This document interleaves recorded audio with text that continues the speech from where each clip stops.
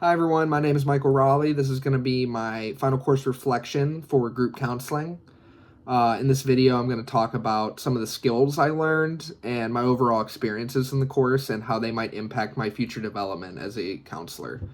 Um, this course was very interesting to me because I had never really dealt with um, anything or any experiences with group counseling before. So taking what I've learned in previous courses, which was pretty much one-on-one or theory driven, into this course really helps me round out my tool set and skill set as a counselor. Um, One of the biggest things that I really am going to take away from this course is how group counseling sessions are structured and how group norms are established. Uh, to me, that's really the initial stages, and establishing those group norms and roles is the foundation for which you build everything off in a group counseling session. When I sat down with my partner and we wrote our group counseling session, I was thinking to myself that if we're hopping in on week 5, I need to showcase and model what the as previously established group norms were. This helps with disclosure. It helps with building more cohesion amongst the group. It creates the best overall emotional climate the group can proceed in.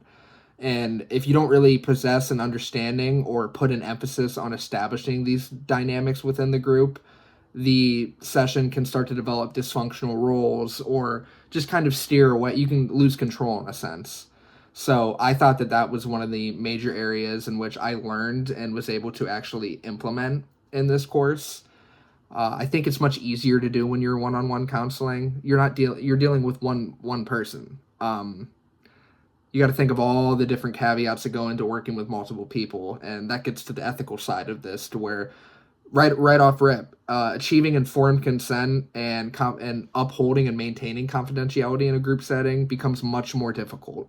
You're working with more people.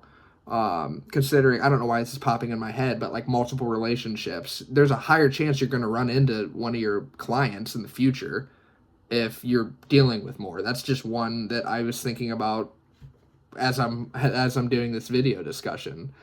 Um, but yeah, reflecting back to what I said about establishing the group norms and cohesion, that was a big theme that I learned throughout this course. I never really realized how essential the cohesion is for the trust and how that relates to a client disclosing. And then if other clients disclose, you can link and clarify. And it overall just, it's the foundation that is needed to get the ball rolling. Other skills I learned throughout this course are, I don't know if I directly learned them, but I was able to apply them in a group counseling session, to where it was modeling active listening and linking empathetical understandings that you have to other clients and getting everyone involved with participation. Those modeling skills are necessary not only in one-on-one counseling, but they need to be even more refined in a group counseling session. And then reflecting back to the skills and concepts from this course, I think this is directly going to influence how I behave in my one day hopeful desire to be a school counselor. I'll use this. I'll most likely focus as heavily as possible on that initial stage of a group counseling session, which is alleviating the anxieties of a client as soon as they walk into the door. I need to create that emotionally supportive environment with multiple people right away. And I think in a school setting, that's especially important because it's such a heavily involved and active social environment. And there's a higher likelihood you will engage in group counseling in one of those settings as opposed to, I don't know if that's true, but in my head, as a school counselor, I will most likely engage in group counseling in the future. So learning all of these things is very much needed. This course also touched on the multicultural considerations that a counselor should have. And I know we've talked about that in other one-on-one courses, or I have. But in group counseling, again, it's these concepts that are from one-on-one counseling. Just you have to dial them up when you're dealing with multiple people at once. You have to rely on that cultural humility and awareness. And Yeah, I think that this course has really improved my abilities and my confidence in my abilities to lead a group.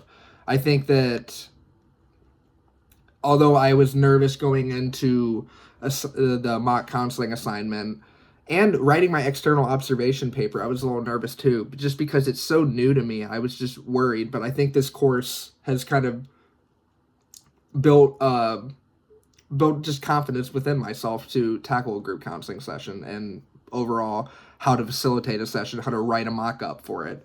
And I appreciate that. I think that that's really valuable information as I move on and develop as a counselor. So those are overall my general insights regarding this. And yeah, I'm looking forward to seeing everyone else's discussions.